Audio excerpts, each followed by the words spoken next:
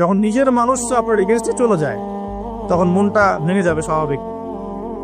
কারণ নিজের মানুষটা সারা দুনিয়া যদি আপনার বিপক্ষেও থাকে, কাছের কিছু মানুষ আপনার পক্ষে থাকে, তখন আপনি বাসাতে অ্যাটলিস্ট সিংহ, তখন বাসা থেকে এনার্জি নিয়ে বাইরে যুদ্ধ করতে পারবেন। কিন্তু বাহিরে সবাই মোটামুটি ধরেন যে আপনার পজিটিভ, তো বাসায় এসে দেখলেন যে বাসায় আপনার কোনো রকম অনুকূল পরিবেশ নাই, তখন বাইরে সিংহ হলে বাসায় বিড়াল হয়ে থাকতে হবে। দেখেন ইব্রাহিম আলাইহিস সালামের জীবনে আর মুহাম্মদ সাল্লাল্লাহু আলাইহি ওয়াসাল্লামের জীবনে একটা স্পেশাল নিয়ামত ছিল, সেটা হলো স্ত্রীদের নিয়ামত।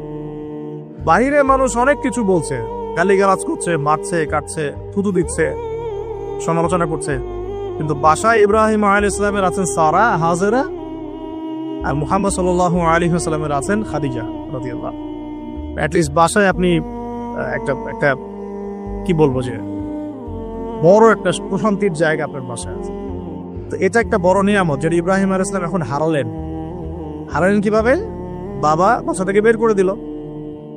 এখান থেকে বুঝতে হবে যে দিনের পথে চলতে গেলে প্রথম বাধা পরিবার থেকে আসতে পারে, তাই বলে তাদের সাথে কোনো রকমের দ্বন্দ্ব সংঘাতে যাওয়া যাবে না। সালামুন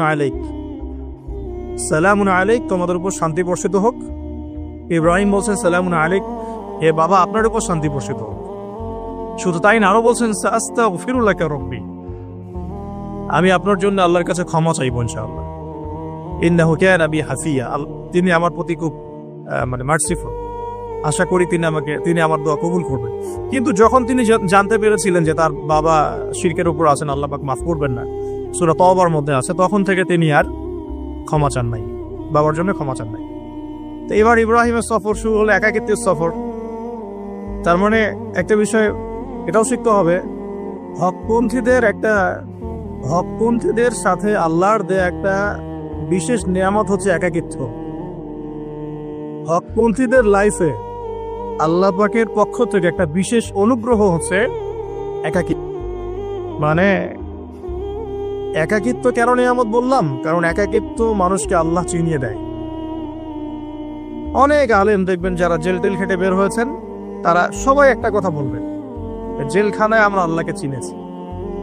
সব আলেমরা এই কথা বলে যারা ওখান থেকে বের হয়ে আসে।